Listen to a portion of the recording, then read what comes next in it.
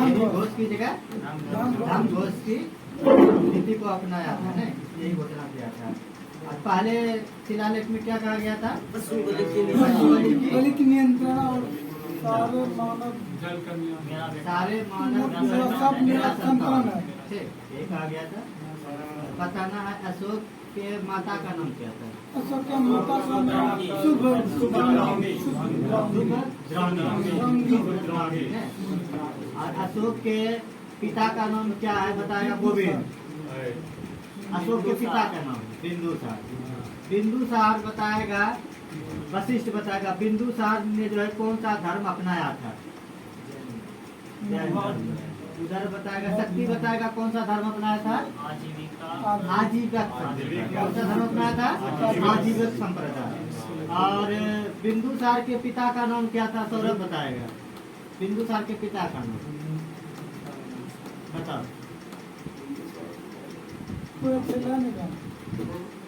विकास बताओ। चंद्रगुप्त मौर्य।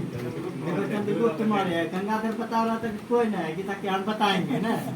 तो बिंदुसार के पिता का नाम क्या था? चंद्रगुप्त मौर्य। चंद्रगुप्त मौर्य ने अपने जीवन के अंतिम समय में कौन से धर्म को अपनाया था? जैन धर्म की शिक्षा इसको किसने दिया था? भद्रबाहु ने। ठीक है। और बताना है बौद्ध धर्म का जो पहला अधिवेशन हुआ था वो किसके शासन काल में हुआ था? पहला अधिवेशन अजातशत्रु। दूसरा तीसरा अशोक। चौथा कनिष्क के शासन काल में थी।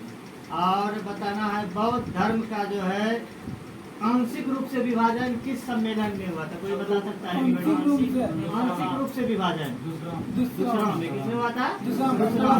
और पूर्ण रूप से विभाजन किसमें हुआ था? चौथा में। कनिष्क के शासन काल में बौद्ध धर्म दो भागों में बढ़ गया था। दोनों भाग वही जो उसका संप्रदाय दो भाग में बढ़ गया था। हाँ, अच्छा बताना है अभी हम लोग पढ़ रहे थे बिहार में 3 गो था। बिहार में 3 गो शिलालेख था। क्या क्या था बताओ?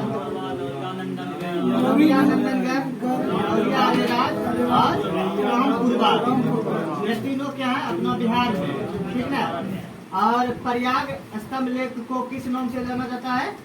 रानी का स्तंभ अभिलेख। रानी का अभिलेख। ठीक। और प्रयाग स्तंभ लेख को जो है कौशंबी से इलाहाबाद लाया था। किसने लाया था? अकबर। और अकबर जो है किस मतलब क्या कहते हैं संप्रदाय से संबंधित था? मुस्लिम वंश से संबंधित था। ये बताना। मुगल किसने था? मुगल वंश। हाँ, कौशंबी ना, कौशंबी इलाहाबाद लेके अकबर ना। अब हम लोग पढ़ेंगे अशोककालीन प्रांत। प्रांत का मतलब क्या होता है? अशोक के शासन काल में उसका प्रांत कितना क्षेत्र कहाँ तक फैला हुआ था। ठीक। तो इसमें पहला प्रांत है उत्तरापथ। उत्तरापथ की राजधानी था तक्षशिला। कहाँ था? तक्षशिला। हालांकि तक्षशिला जो है अशोक को भेजा भी गया था। नहीं, किसने भेजा था?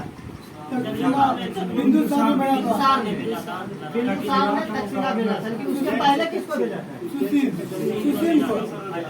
सुशील। जब अशोक को तक्षशिला भेजा था तो अशोक जो है कहाँ का राज्यपाल था? कोई बताएगा? उज्जैन का। बाद में फिर वो कहाँ का राज्यपाल बन गया? तक्षशिला।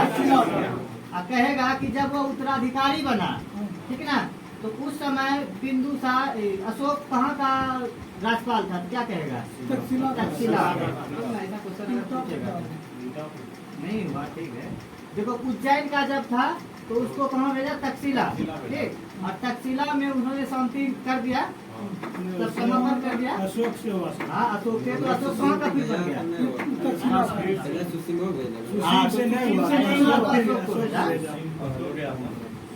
ये सब क्लियर हो गया। उत्तरापथ की राजधानी कहाँ है? तक्षशिला। अवंती की राजधानी उज्जैनी। अवंती की राजधानी सब बोलेगा, एक बार हम रिपीट करेंगे दोबारा बोलेगा।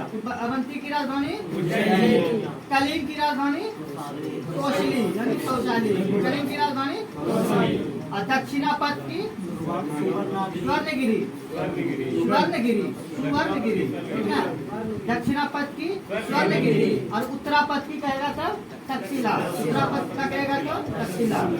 प्राची यानी मध्य प्रांत, मिडिल वाला जो है, उसकी राजधानी कहाँ था? पाटलिपुत्र, ठीक ना। प्राची अर्थात मध्य प्रांत, इसकी राजधानी था पाटलिपुत्र। उत्तरापथ का तक्षशिला, अवंती का उज्जैनी और कलिंग का तौसील, ये तो दो को याद ही होगा, ठीक ना। दक्षिणापथ का स्वर्णगिरी और प्राच मध्य प्रांत का पाटलिपुत्र, हो गया। अब आते हैं अशोक का मूल्यांकन, ठीक ना। अशोक का जो मूल्यांकन किया गया, कहा गया कि अशोक कैसा था, ठीक ना। उसका कार्य देखा, उसका व्यवहार देखा, उसने देश के प्रति, अपने साम्राज्य के प्रति क्या सब किया, तो उसका मूल्यांकन किया गया। तो प्राचीन भारत के इतिहास में अशोक को महानतम सम्राट में सबसे आगे रखा जाता है। प्राचीन इतिहास में अशोक को क्या रखा जाता है? प्राचीनतम सम्राट में सबसे आगे रखा जाता है। अशोक के शासनकाल में भारतवर्ष ने अभूतपूर्व राजनीतिक एकता एवं स्थायित्व प्राप्त किया। जब अशोक का शासन काल चल रहा था तो भारत वर्ष में अभूतपूर्व का मतलब क्या होता है? मतलब जिसकी कल्पना हम नहीं कर सकते हैं, एक वैसा राजनीतिक एकता इसने स्थापित किया। सही अर्थों में अशोक प्रथम राष्ट्रीय सम्राट था। सही अर्थों में क्या कहा जाता है कि अशोक ही जो है ना प्रथम राष्ट्रीय सम्राट था, जिसने विश्व इतिहास में भारत का नाम दर्ज कराया था। पूरे वर्ल्ड में भारत को नहीं जानता था, लेकिन अशोक ने क्या किया? भारत को जो है ना विश्व के सम्राट में भारत का नाम दर्ज करवाया था। किसने? अशोक ने। तो यही हुआ अशोक का मूल्यांकन, यानी अशोक के द्वारा अच्छा सब जो कार्य किया गया। ठीक, अशोक क्या था? एक महान सम्राट था। ठीक, इसने क्या किया? अपने शासन काल में राजनीतिक एकता को बहुत आगे बढ़ाया, इसके स्थायित्व को मजबूत किया, साथ ही विश्व के इतिहास में भारत का भी नाम दर्ज करवा दिया। ठीक, अब आते हैं अशोक के उत्तराधिकारी। अशोक का उत्तराधिकारी, उत्तराधिकारी का मतलब क्या होता है? अशोक के बाद जो गद्दी पर बैठेगा उसको उत्तराधिकारी कहते हैं। अशोक का निधन जो है 232 ईसा पूर्व पाटलिपुत्र में हो गया। ठीक है ना। अशोक का निधन कब हो गया? 232 ईसा पूर्व में, पाटलिपुत्र में। उसका पुत्र कुणाल आया। अशोक के पुत्र का नाम क्या है? कुणाल। ठीक है, याद रखना, अशोक के पुत्र का नाम क्या है? कुणाल। अब क्रम में आते हैं। चंद्रगुप्त मौर्य का पुत्र कौन था? बिंदुसार। मौर्य का पुत्र बिंदुसार। बिंदुसार के पुत्र का नाम अशोक। अशोक के पुत्र का नाम कुणाल। या क्रम में दे देगा तो क्रम लगा देना है। दो पुत्र ने पुत्र का श्रीलंका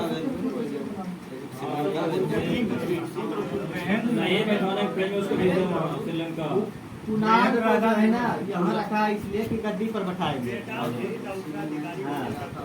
तो उत्तराधिकारी में अब आते हैं अशोक के पौत्र दशरथ। अशोक के पौत्र यानी पोता। पौत्र किसको कहा जाता है? पोता। अशोक के पौत्र दशरथ ने 8 वर्ष तक शासन किया तथा अशोक की भांति उन्होंने देव नाम प्रिय की उपाधि धारण किया, यानी अपने दादा के कदमों पर चला। जिस तरह दादा को जो है यानी अशोक को देव नाम प्रिय की उपाधि दिया गया था, कहा गया था, उसी तरह से दशरथ ने भी जो है ना किसकी उपाधि लिया था? देव नाम प्रिय की उपाधि लिया था। और आजीवक संप्रदाय के साधुओं के लिए गया जिले में नागा अर्जुनी पहाड़ी पर 3 गुफाएं बनाया था। ठीक है ना। अशोक ने बराबर के पहाड़ी पर 4 वो बनाया था गुफा, ठीक, आजीवक संप्रदाय के लिए। और उसके पोता ने यानी दशरथ ने आजीवक संप्रदाय के लिए गया जिले के नागार्जुन की पहाड़ी पर जो है 3 गो गुफा बनाया था। क्या वो गुफा बनाया था? 3 गो गुफा बनाया था। दशरथ ने बनाया था। गया दशरथ अशोक का पुत्र यानी पोता।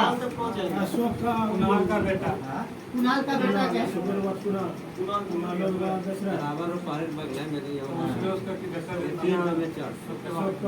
अशोक ने जो है आजीवक संप्रदाय के लिए कितना गुफा बनाया था?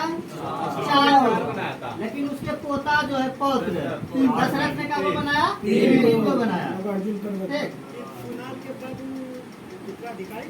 हाँ, 8 वर्ष तक शासन किया है इसने। हाँ, दशरथ ने 8 वर्ष तक शासन किया और देव नाम प्रिय की उपाधि भी धारण किया था। ठीक। कुणाल ने कितना दिन किया? क्या कुणाल के बारे में कुछ नहीं दिया गया। कुणाल ने सिर्फ जो है कुणाल उनका पुत्र था यह दिया गया है।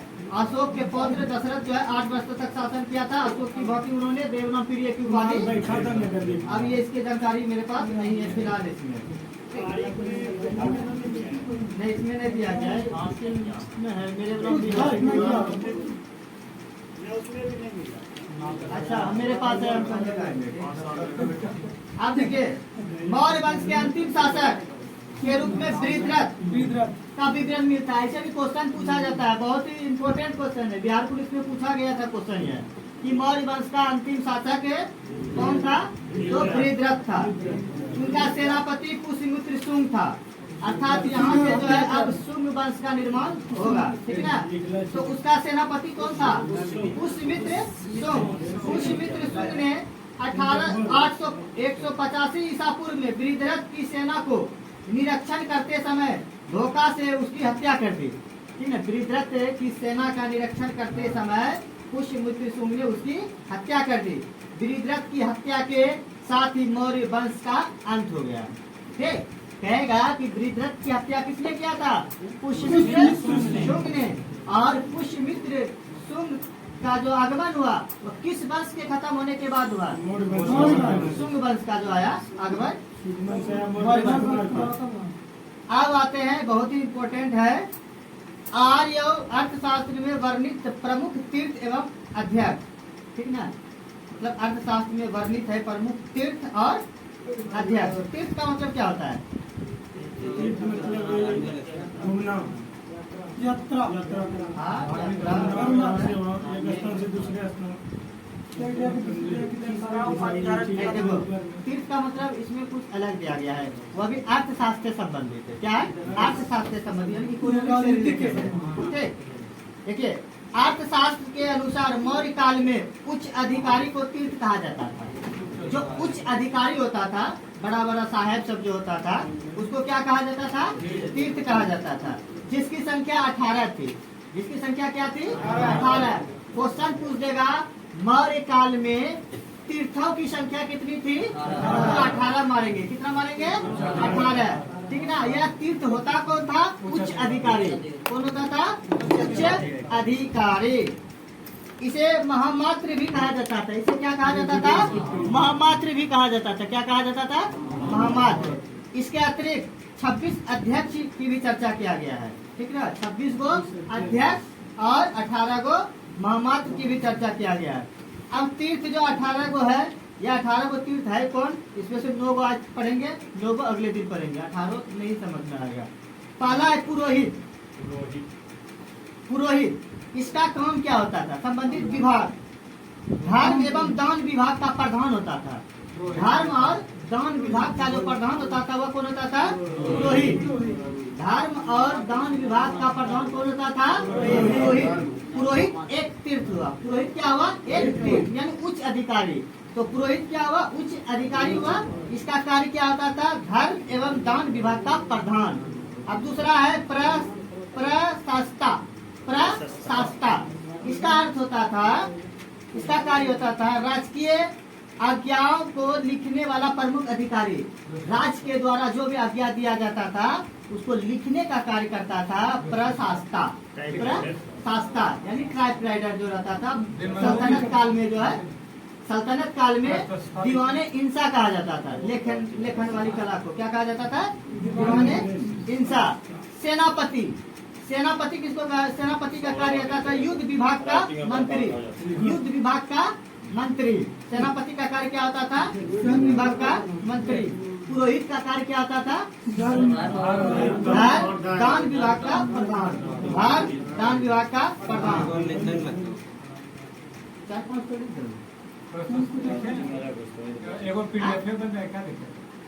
क्या होगा? राइटिंग मुकेश का बेटा लिखो उनका। राइटिंग से मुझे कोई तो लिखेगा तो